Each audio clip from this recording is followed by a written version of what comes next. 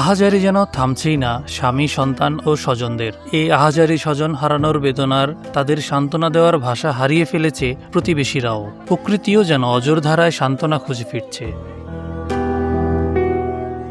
বুধবার রাত 8:30টার সময় বড় মেয়ে মাধবীর সাথে কথা হয় গীতারানীর। ভোররাত থেকেই নিখোঁজ তিনি। সকাল 11টার দিকে টয়লেটের ট্যাঙ্কির পাশে পায়ের ছাপ দেখে বুক কেঁপে ওঠে অজানা শঙ্কায়। পুলিশ ও স্থানীয়রা সেই টয়লেটের ভাঙা ঢাকনা খুলে উদ্ধার করে গীতারানীর হাত পা বাঁধা মরদেহ। এমনই রোমহর্ষক হত্যাকাণ্ডের ঘটনা ঘটেছে পাবনার আটঘরিয়া উপজেলার একদন্ত বারুইপাড়া গ্রামে। নিহত গীতারানী ওই গ্রামের নন্দ দাসের স্ত্রী। তিনি চাচকিয়া ব্র্যাক স্কুলের শিক্ষিকা ছিলেন। গীতারানীর 2 মেয়ের বিয়ে হয়ে গেছে। স্বামী ঢাকায় থাকেন, নাপিতের কাজ করেন। গ্রামের বাড়িতে গীতারানী একাই থাকতেন। পুলিশ ও স্থানীয়রা জানায়, রাত 3টার দিকে দুর্বৃত্তরা শীত কেটে প্রথমে ঘরের ভেতরে প্রবেশ করে। পরে গীতারানী টের পেলে দুর্বৃত্তদের সাথে তার ধস্তাধস্তি হয়।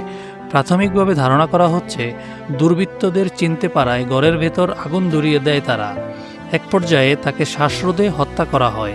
পরে তাকে বাড়ির পাশে টয়লেটে ট্যাঙ্কিতে ফেলে পালিয়ে যায় দুর্বৃত্তরা। শিয়া বাটার ও ভিটামিনে সমৃদ্ধ লিলি বিউটি সোপ, তারুণ্যময় উজ্জ্বল ত্বকের জন্য। রাতেই ঘর থেকে ধোঁয়া বের হতে দেখে স্থানীয় এক ব্যক্তি। তিনি সবাইকে ডেকে আগুন নেভান, কিন্তু তখন থেকে গীতারানীকে খুঁজে পাওয়া যাচ্ছিল না। সকালে তাকে খোঁজাখুঁজির এক পর্যায়ে 11টার দিকে টয়লেটের ট্যাঙ্কির ভেতর থেকে তার মরদেহ উদ্ধার করা হয়। ধোয়া দেখে আশেপাশে একটা লোকই দেখছে। দেখার পর চিল্লাচিল্লি করছে, পাশের বাসায় সবাইকে ডাক দিছে যে এই বাসা সব পুড়ে গেল, ধোয়া উঠতেছে, সবাই আসো তাড়াতাড়ি। পরে সবাই বের হয়ে আসছে। আসার পর পানি টানি দিয়ে সবাই আগুন নিভাইছে।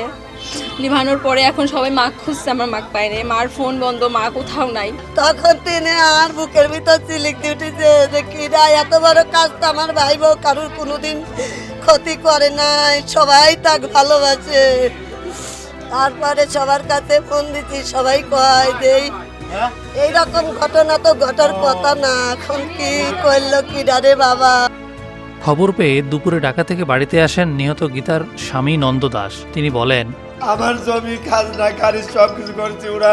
ওরে আমাকে দীর্ঘদিন ধরে জ্বালাচ্ছে, আমাকে এটা মারি ফেলানোর হুমকি দেয় বিভিন্নভাবে। আমাকে যাবত আসিস নামে একজন গুলজার, এটা একটা চক্র, ওই লক্ষ্মীপুর আর এলাকায় লক্ষ্মীপুর বলে বাড়ি ওদের। এইটুকু আমার। আর তাছাড়া আমার কেউ কোনো রকম কারোর সাথে শত্রু দেয় নাই। এবং সেই কেসটা চালাচ্ছি আমি 16 বছর। আমি সব জায়গায় ডিগ্রিও পাই। এই ঘটনার সঙ্গে জড়িতদের শাস্তি দাবি স্বজনদের।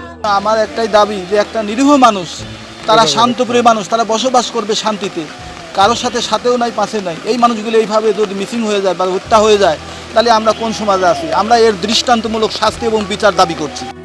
আটঘরিয়া থানার ভারপ্রাপ্ত কর্মকর্তা বলেন, রাত 4টা থেকে খুঁজতে এই 11:30টার দিকে আমরা এই লাশটা পেয়েছি। এখন মনে হচ্ছে এটা হত্যাকাণ্ড, কিন্তু কি কারণে এটা আমরা খতিয়ে দেখতেছি, তদন্ত অব্যাহত আছে। আমরা এইটাকে প্রাথমিক ধারণা আমরা গায়ে কিছু আঘাতও নাই, হয়তো শ্বাসরোধ করেও হতে পারে বা পোস্টমর্টম করলে বলা যাবে। এটা আসলে সঠিকভাবে আমরা নির্ণয় করতে পারছি না এখন। নিহত স্কুল শিক্ষিকা গীতারানীর হত্যায় জড়িতদের দ্রুত গ্রেপ্তার করে আইনের আওতায় আনার দাবি স্বজন ও এলাকাবাসীর।